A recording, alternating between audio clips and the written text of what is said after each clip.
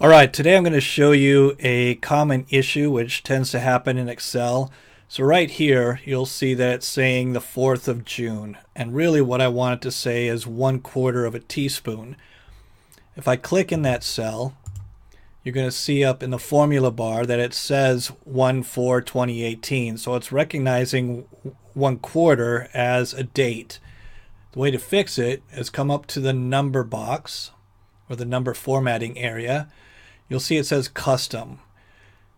Click on the drop down area or arrow and you can change it to general or fraction are the two best choices for this. If I change it to fraction, come back over here and now type either 0.25 and it's going to put it as 1/4 of a teaspoon, or I can do 1/4 and it will also show up as 1/4 of a teaspoon. So that fixes it. The way that this happens, I'll show you down here. If I put in 0.25, it's going to recognize that as a number.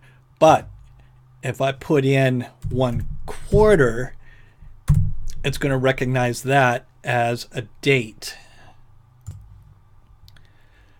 So typing in 1/4 is how this turns into a date. Excel automatically assumes that you are putting in a date when you enter this format, unless you've formatted the cell to be recognizable as a fraction. So that's the end of the story. Hope that helps.